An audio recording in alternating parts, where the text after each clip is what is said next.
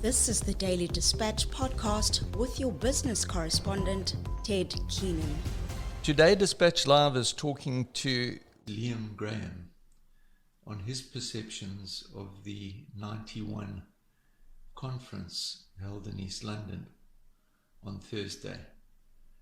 Malcolm Charles and Morkel Kincaid, both of 91, questioned whether it was reality or perception that South Africa was a failing state and that things are not too rosy here. So, accepting that the two gentlemen opened people's eyes wide with disbelief when they said South Africa is doing so well, what has this meant to your clients? What does NVest benefit from all the euphoria that was going around last night because people were buzzed? I think Ted is not anything different to what we've been saying for quite a while, but I think it's always nice to have out-of-towners come in and give positive affirmation. Well, I noticed you walking around like a cat that's just had a whole bowl full of cream, because you've been saying what they proved almost. Yes, and I think you know, as a company, NVest Securities, and for our clients, you know, this does offer an opportunity, and people need to now step up and put their money where their mouth is. You know, we've always said valuations are very low, and the outlook is much rosier than people's expectations, and which creates a fantastic concoction for appreciation in stock prices and in people's portfolios. So for we as a business, it's important that we get out more, we chat to our clients, and we try to encourage them to start to invest more in the local markets. Well, you've got a super base for it, haven't you? Because there must have been 150 investor type people there last night. No frowns, no, oh God, this has happened, people not happy with the cricket perhaps. but the reality, as they said, and perceptions are far apart. Yes, absolutely, and I think we still got to beat that drum. I mean, it's easy to get caught up in briar conversation and to pull ourselves down, but you know, it's good, like old Malcolm Charles pointed out last night. You know, there's a hell of a lot of things that are working and are moving in the right direction. The government's balance sheet is in a more strong position than it was, you know, only 3 years ago, and we are moving from strength to strength now. And you know, the conviction that Cyril and his team and Eskom has shown to try and eradicate load shedding and to really put in place new measures to provide energy for people, I think it's very positive. And I think now's the time for people to start to benefit from it in their own lifestyles. You know, valuations are so low that actually a lot of downside is protected. So, you know, you're getting in at these levels, you've got an opportunity to really benefit from the good things that we are starting to see come to fruition. I think that's important. You know, one thing is to just sit back and watch it, but another thing is to say, listen, how do I benefit, and how does my retirement benefit from what's going on? And I think we're perfectly placed for that. An amazing stat that came out was about bonds, looking at a return of 18%, provided Cyril stays in power and a number of other things click into place. But that's quite phenomenal. Yes, so remember, bonds are made up of several components. One is a real interest rate component, one is an inflation rate component, and one is a risk component. And together they give you your overall yield. You know, so I think the point that they were making was the risk component in priced into bonds is just too large now. So I think a 9-year, 10-year bond gets you 11% yield, and it should be really realistically yielding you a 9%. You know, so if the bonds increase in price to deliver that 9%, you're getting 15% capital return plus your 10% a yield on it. So you can get close to 20%, you know, quite quickly on those bonds, and it's relatively risk-free. You know, and the same can be said for, you know, in the equity market, where returns should be better than bonds because you are taking on a bit more risk. Yeah. But I think ultimately the world is focused on what's the US doing. The US is raising rates. They've got inflation rates they haven't seen since the 80s, and they're trying to come to terms with that. So once the US start to slow down their rate hikes, I think that's going to be the point where South African bonds start to rally, and that's where you'll get your return. If I'm correct, he mentioned that he considered the Reserve Bank governor, the best in the world, and he said the budget was the best that he's seen since 2008 or whatever. Yes. Do you concur with that? Absolutely. I think our Reserve Bank has, not only with the current governor, but all the previous governors have been superb. Obviously Dave van Rooyen's short stint was a little bit of a blip in that. I'm trying to think what he was, the weekend special. That's correct. But just generally, we've had top quality individuals, and I think that's been, it's always played in South Africa's favour, the independence of the Reserve Bank and the quality of the governor. And that's what's held the rand together. That's what's kept investor confidence and foreigners' confidence in investing in South Africa. And he's done a good job in blocking out the noise, the political noise, and just focusing on his job at hand as is controlling inflation. And it's fantastic that individuals like that get global recognition with awards like that. So it's great. And just talking about the budget, we've been very lucky this year to bring in 100 billion more than expectation. And they've held the line on wage increases. They've said they only want to increase public sector wages by 3%. Who knows if that holds, but they have stated that, and for the time being, they're sticking to it. So we've got a little bit of wiggle room. We're spending at the right places, and we need to go to the market for less debt. So, that just improves everything across the board. And then one last point is next year, we forecast to be in primary surplus. We haven't been in primary surplus for a very, very long time. And that basically means that our revenues cover our costs before interest expense. So the long story short is we've got money left over to actually pay off debt.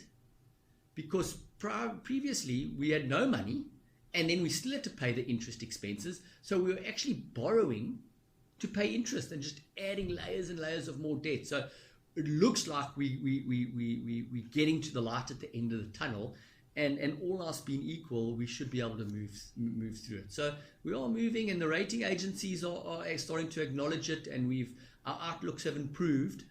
So hopefully we move from strength to strength, and that filters through in all our asset classes.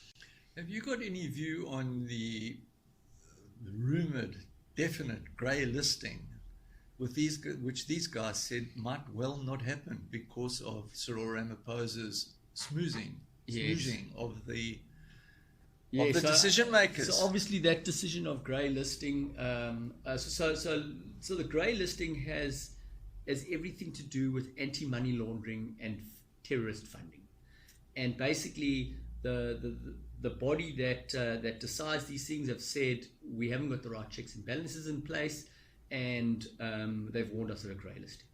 So obviously it's been the politician's job, and Cyril's been leading that effect, speaking to the people in know, assuring them that we will have these things in place and installing confidence in them. So hopefully he can rescue the situation. The reality of this the reality is the market has already priced it in. Yeah. So companies that need to borrow in the offshore market are already paying the price for a potential grey listing. So we don't think the real impact on the street will be massive. In our business, we deal with international investments. We do have to step through a couple more regulatory know your client type things. So we're already doing that.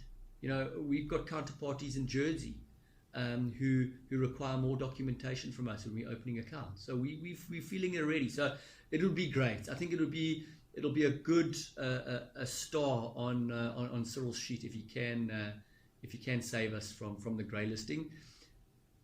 If we do get grey listed, I don't think it's the end of everything. I think it's just another one of those things. It's a little bit disappointing that we haven't been able to step in line with global trends for money laundering and anti-terrorist funding. They were also very bullish about the construction sector. What does this mean for your investors? Or do you not share their No. enthusiasm? We always use the example. So, the last time Cyril addressed the nation, he talked about what he was doing to aid energy supply in the country. Yeah. And he removed a whole lot of restrictions, one of them being allowing firms to generate 100 megawatts without any documentation for themselves. And they're starting to open much more windows for renewable energy.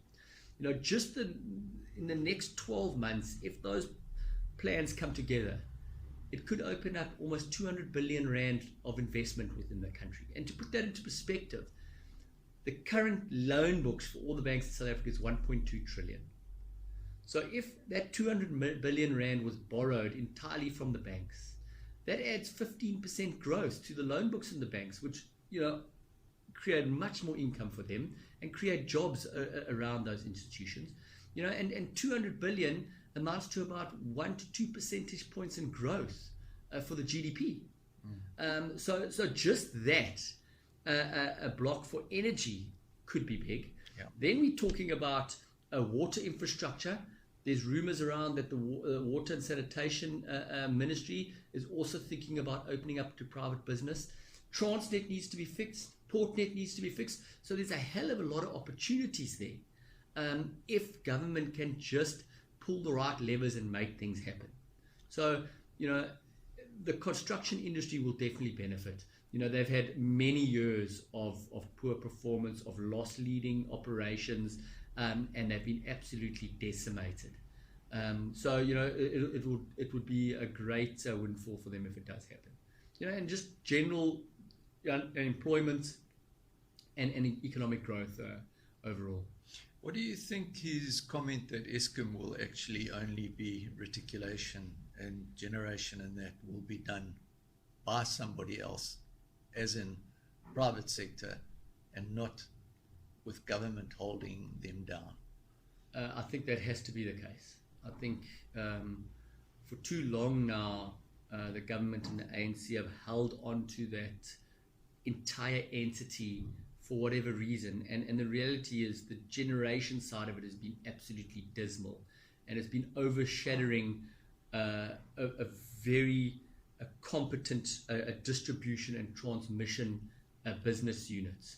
And those two units haven't been able to allow to shine because they've been overwhelmed by the debt burden that sits on the generation. So if you can remove the generation and allow private companies to also contribute, they control the distribution and the transmission, which is still hell of important and will be a cash cow, and it's basically in line with international trends.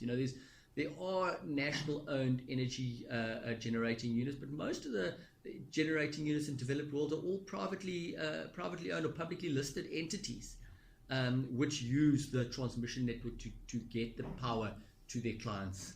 So it's hell of important, and it's happening. I mean, we've already seen the debt move across to the government balance sheet, which essentially was always quasi on the government balance sheet, and that will allow all parties now capacity to borrow and to do what they need to do. I mean, the irony is the way our grid setup is now, it's set up to take power from coal generated units to the big economic centers. The coal is in the old Transvaal, the Eastern Transvaal, and it's right next to Joburg, which is where all your demand is. Renewables come from the Northern Cape, the Eastern Cape, and the Western Cape. Yeah. So you need to change that grid to be able to take the power from those areas now and move them to where they're required. So there is some investment that needs to be made there, which will also be beneficial to construction sector. You always said that Thursday morning was a tough ride for you because at the golf course the guys would have given each other third-hand advice. Have you had any advice this morning? No, it's been quiet this morning, so I think the guys enjoyed the evening a little bit too much last night. But we're always happy to take questions. We always encourage people to approach us if they have any concerns. And we try and tell a consistent story, and it hasn't changed for the last, I would say, this year, where we've seen valuations just so low and the opportunities are there. And the reason valuations low is because perception has been so bad. Yeah. So that sentiment needs to change, and one of the sectors we really highlight is the property sector.